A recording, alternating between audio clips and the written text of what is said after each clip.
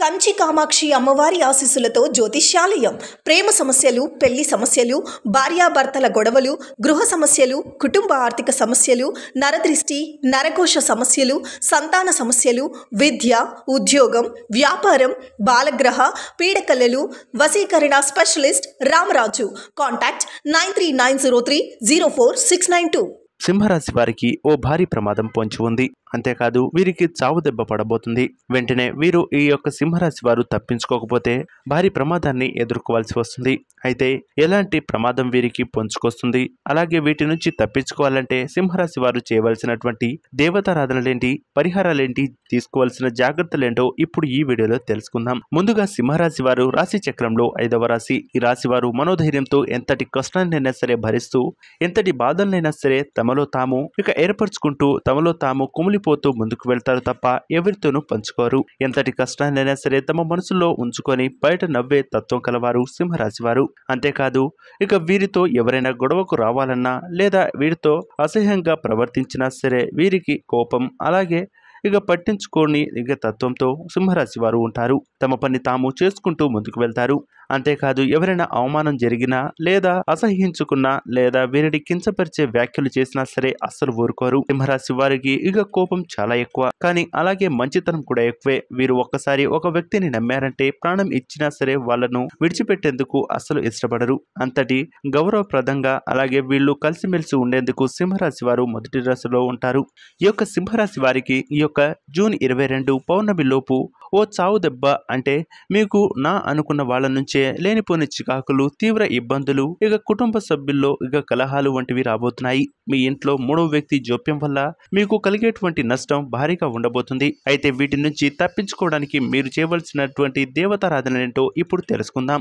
ముఖ్యంగా సింహరాశి వారు వ్యాపారంలో గత కొన్ని రోజులుగా తీవ్రమైనటువంటి ఇబ్బందులు, ఉద్యోగాల్లో అవస్థలు, డబ్బు ఖర్చు, ఆర్థిక పరమైనటువంటి రుణాలు తీసుకోవడం వల్ల భారీగా నష్టపోయి మానసిక ఆందోళనలో ఉన్నారు. ఇలాంటి సింహరాశి వారికి మీ యొక్క కుటుంబ సభ్యులే లేనిపోని మాటలు, సూటిపోటి మాటలతో మిమ్మల్ని ఇబ్బంది పెట్టే ప్రయత్నం అయితే చేస్తారు.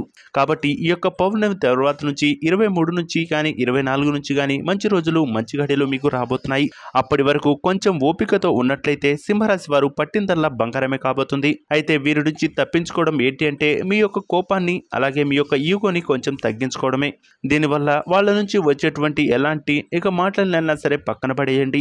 మీ పని మీరు స్ట్రైట్ గా చేసుకుంటూ వెళ్ళిపోతే మీరు విజయం సాధించడం పక్కా అనేది మాత్రం చెప్పవచ్చు. అయితే దీనికి సంబంధించినటువంటి మరో వార్త ఏంటంటే ఈ యొక్క సింహరాశి వారికి త్వరలోనే మంచి విద్య, అలాగే ఉద్యోగంలో మార్పులు, భారీ ప్రమోషన్ వంటివి అదృష్ట యోగాలు కలగబోతున్నాయి. ఈ యొక్క శనిగ్రహ ప్రభావం వల్ల ఇప్పటి వరకు మీరు అనుకున్నది సాధించలేకపోవడం లేదా ఇబ్బందులకు పడడం, అవన్నీ నుంచి బయటపడడానికి సిద్ధపడుతున్నారు. మీకు ఆ సుబ్రహ్మణ్యేశ్వర స్వామి ఆలయాన్ని దర్శించి అక్కడ పూజలు చేయించుకున్నట్లయితే మీపై ఉన్నటువంటి అన్ని దోషాలు కూడా తొలగిపోయే అవకాశాలు ఖచ్చితంగా కనిపిస్తున్నాయి. మంచి శుభ ఫలితాలు అనేవి పొందుకుంటారు. ఎవరైతే సింహరాశి వారు ఉన్నారో వారు అప్పుల జోలికి అస్సలు వెళ్ళకూడదు. గత కొన్ని రోజులుగా మీరు పడుతున్నటువంటి మానసిక ఇబ్బందులు, రుణ సంబంధమైన ఇబ్బందుల నుంచి బయటపడాలి అంటే ఖచ్చితంగా శ్రీ లక్ష్మీ నృసింహస్వామి యొక్క ఆలయాన్ని దర్శించండి.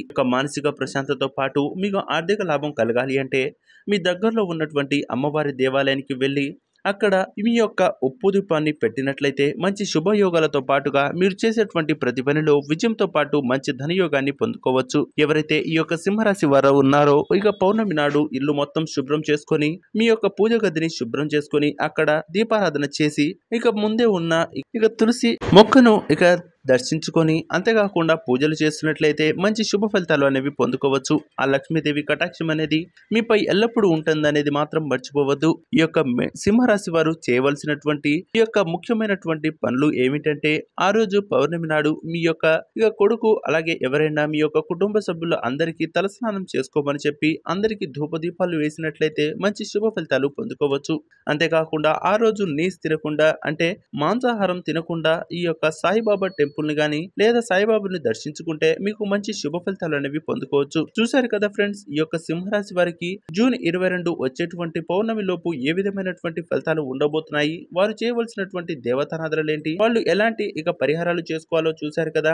ఈ వీడియో మీకు నచ్చినట్లయితే లైక్ చేసి, షేర్ చేసి, సబ్స్క్రైబ్ చేయడం మాత్రం మర్చిపోవద్దు. శుభమస్తు. నమస్కారం.